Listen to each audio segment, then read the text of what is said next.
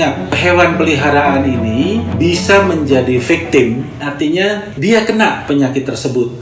Tetapi dia bukan reservoir dari penyakit. Seperti kita tahu di Hong Kong, ada hewan yang kena penyakit COVID-19, tetapi tidak menularkannya pada manusia. Dan juga ada hewan-hewan tertentu yang terkena penyakit dari manusia, tetapi dia hanya menjadi victim, bukan reservoir. Dan untuk mencegah penularan penyakit daripada hewan ke manusia, yang pertama-tama kita lakukan adalah kebersihan. Ingat, penyakit-penyakit itu bisa kontak melalui darah, air kencing, air liur. Jadi 3 hal tersebut harus kita perhatikan kebersihannya. Untuk membersihkan kotoran hewan seperti anjing, kita lakukan dengan sarung tangan dan alat-alat yang semestinya.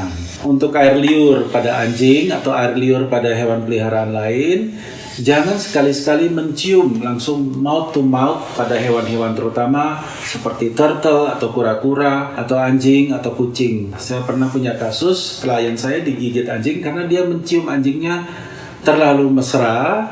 Tiba-tiba anjingnya menggigit dia dan sama-sama kaget, tertarik, dan pipinya robek. Nah, ini hal yang kita tidak duga dari hewan peliharaan. Yang ketiga adalah urine. Kalau kita memelihara kucing atau anjing di rumah atau hewan peliharaan lain, usahakan mereka membuang urine atau air kencingnya itu di tempat tertentu. Untuk kucing sediakan tempat pasir kucing, dan untuk anjing sediakan tempat. Latih anjing tersebut untuk membuang kencing dan membuang air besar di tempat tertentu. Tidak kita biarkan semena-mena saja berkeliaran lalu membuang kencing dan kotoran sembarangan. Dan juga jika kita bawa anjing untuk berjalan pagi, siapkan tas plastik, sarung tangan untuk mengambil kotoran anjing yang dibuang di jalanan. Itu saran saya karena dari situlah awalnya penyakit-penyakit itu berasal. Dan juga kita harus ingat memberi pakan yang sehat kepada anjing atau kucing kita. Sekarang sudah banyak tersedia merek-merek terkenal dan bahkan merek-merek yang bagus sekali untuk memberi pakan kepada hewan kita. Ingat, sebagus-bagusnya makanan itu yang mengatakan adalah hewannya sendiri. Jadi tidak ada makanan yang jelek atau tidak berguna untuk anjing atau kucing, tetapi kita lihat hewannya. Dia makan makanan tersebut lalu jadi bagus dan kesehatannya prima, itulah makanan yang baik untuk anjing dan kucing tersebut. Di sini kita lihat bahwa hewan peliharaan itu akan memberi afeksi kepada anak. Bila anak sedari kecil sudah didekatkan kepada hewan, maka ia akan mempunyai afeksi atau rasa kasih sayang terhadap hewan-hewan peliharaan tersebut. Mengenai boleh atau tidaknya, itu adalah tanggung jawab kita masing-masing. Jika anjing kita atau kucing kita tahu bersih dari penyakit, tidak apa-apa dibelai. Atau kucing atau anjing kita tidak menggigit tiba-tiba anak kita, tidak apa-apa dibelai. Sangat tergantung dari situasi dan kondisi pada hewan peliharaan yang kita pelihara dan kondisi dari anak kita sendiri. Kadang-kadang untuk hewan-hewan peliharaan yang kecil seperti gerbil atau marmut, hamster, anak kecil seringkali mereka gemes, ingin memegang lebih kuat, kadang membantingnya. Nah, untuk anak kecil saya anjurkan untuk membelai dan lain sebagainya itu lakukanlah pada hewan-hewan yang lebih besar seperti anjing, dan kalau kucing pun kucing-kucing yang lebih jinak, bukan kucing-kucing yang seperti kucing hutan, jangan lalu didekatkan kepada bayi. Dan itu juga bukan hewan peliharaan, itu adalah wild animal. Yang termasuk hewan peliharaan adalah hewan-hewan yang sudah didomestikasi seperti anjing, kucing, bukan hewan-hewan yang wild animal ya. Wild animal lain lagi kategorinya.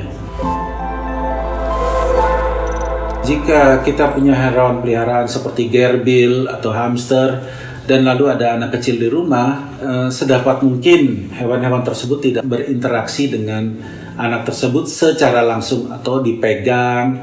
Kecenderungan anak bayi ya, atau umur 3 tahun, itu kecenderungan untuk memasukkan segala sesuatu ke mulutnya. Dipandang boleh, tapi dipegang jangan. Saya kira prinsip itu. Jadi letakkan hewan itu mungkin di sangkar, sehingga tidak teraih. Anak tersebut tidak bisa kontak langsung dengan hewan tersebut.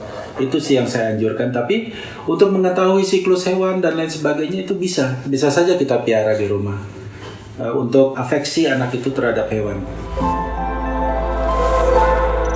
Bagi kawan-kawan atau teman-teman yang ingin memelihara hewan dan memiliki anak kecil di rumah, yang dimaksud biasanya di bawah 3 tahun ya, atau di bawah 5 tahun, konsep anak kecil di sini. Untuk memelihara hewan, saya anjurkan hewan-hewan yang besar, seperti anjing. Anjing juga anjing jenis tertentu ya, yang ramah terhadap anak kecil, seperti Golden Retriever, atau Labrador, Alaskan. Jadi anjing-anjing yang besar gitu, dan mereka tidak menggigit, tidak terganggu oleh suara lengkingan dari anak kecil. Saya tidak anjurkan hewan-hewan yang untuk penjaga rumah. Jadi di sini untuk pet itu, hewan itu ada, anjing juga ada jenisnya.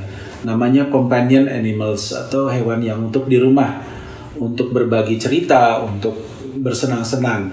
Bukan sport animals, bukan yang untuk sport, atau guard dog. Jadi ada companion dog, ada guard dog, ada toy dogs. Bila punya anak kecil di rumah, sebaiknya tidak memelihara toy dogs, karena anak kecil itu seperti saya katakan, kadang dibanting, kadang digigit, dan kadang anjingnya juga bisa membalas. Tapi kalau anjing-anjing companion dog seperti Golden Retriever, Labrador, itu saya kira anjing-anjing yang cocok jika kita memiliki anak kecil di rumah.